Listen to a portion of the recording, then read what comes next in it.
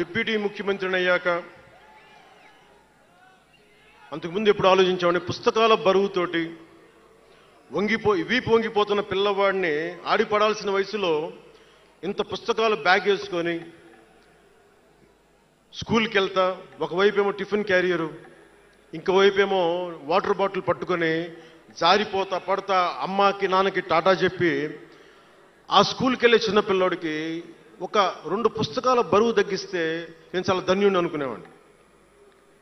అలాగే ఎక్కడో గిరిజన తాండాల్లో చుక్క నీటి కోసం ఏడ్చే గిరిజనులకి ఒక బిందెడు మంచినీళ్ళు ఇస్తే చాలా బాగుంటుంది అని చేయగలను అనుకునేవాడిని.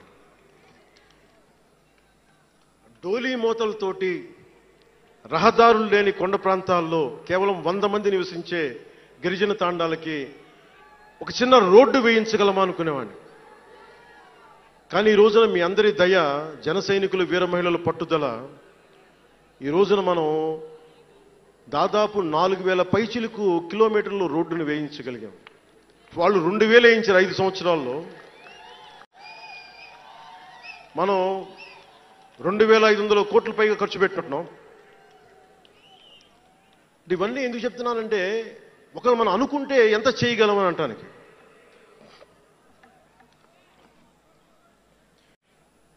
సమస్యలు ఏమున్నాయి మన దేశంలో ఇప్పుడు అంటే,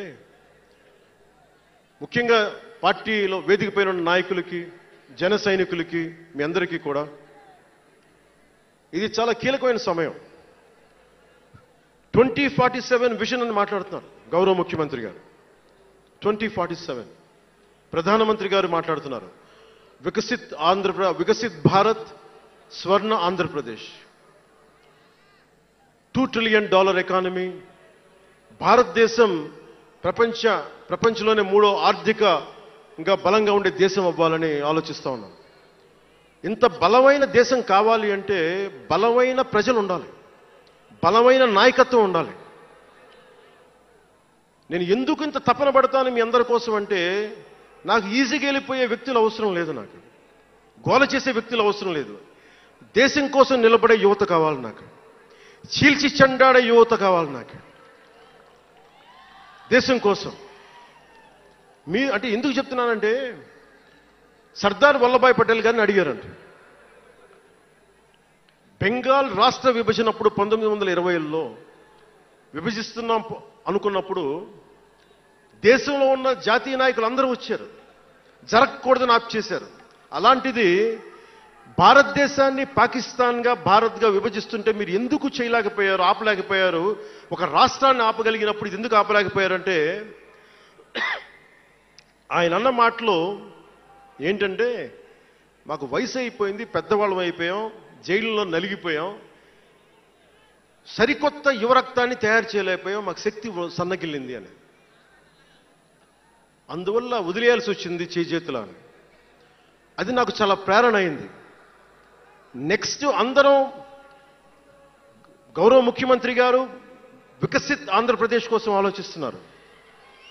నేను వికసిత్ ఆంధ్రప్రదేశ్ కోసం ఆలోచించే వాళ్ళు ఉన్నారు. నేను ఆలోచిస్తుంది భవిష్యత్తుని నిర్మించగలిగే యువ నాయకత్వం. ఈరోజు ఒక్కడు తలుచుకుంటే ఎంతమంది ఎమ్మెల్యేలు వచ్చారో చూడండి. ఫస్ట్ టైం ఎమ్మెల్యేలు ఎంతమంది ఉన్నారు? అలాంటిది మీ నుంచి ఊరికి 100 మంది నాయకుల్ని తయారు చేయాలి.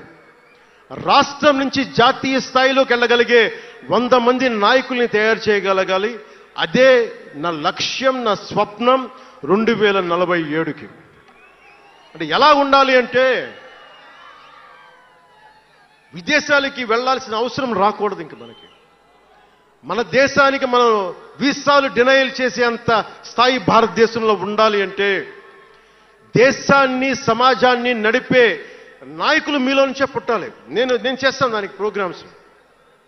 ఈ రోజున వేదిక పైన ఉన్న స్పోక్స్ పర్సన్స్ అందరూ ఎలా వచ్చారనుకుంటున్నారు మీరు? హరిప్రసాద్ గారికే చెప్పాను నేను, సార్ ఎలా చేయమంటారు సార్ మమ్మల్ని అని అడిగితే, మీరు వెళ్ళి జనంలోకి వెళ్ళండి, ఎవరైతే మాట్లాడగలరో వాళ్ళు పిలవండి అంటే, అలా పిలిస్తేనే ఇక్కడున్న స్పోక్స్ పర్సన్స్ అందరూ కూడా జనం మధ్యలోంచి పికప్ చేసిన వాళ్ళు. అలా తయారు చేశాం, పార్టీ నిర్మాణాన్ని అలా చేశాం. నా కోరిక ఆంధ్రప్రదేశ్, తెలంగాణ నుంచి దేశాన్ని ప్రభావితం చేసే 100 మంది యువ నాయకుల్ని, మహిళలు కావచ్చు, యువకులు కావచ్చు, అదే నా లక్ష్యం. దానికోసం పనిచేద్దాం మనందరం. ఎందుకంటే సరైన నాయకులు లేకపోతే చిల్లర వేషాలు వేసేవాళ్ళు, పనికి మాలిన వేషాలు వేసేవాళ్ళు చూశాం కదా గత ప్రభుత్వంలో ఎలా ప్రవర్తించారు. వాళ్ళు వచ్చారు అంటే బలహీనత మనది, తప్పు మనది. ఎవడు వచ్చినా వదిలేస్తున్నాం మనం. అందుకని మీరందరూ దానికి సంసిద్ధం అవ్వండి.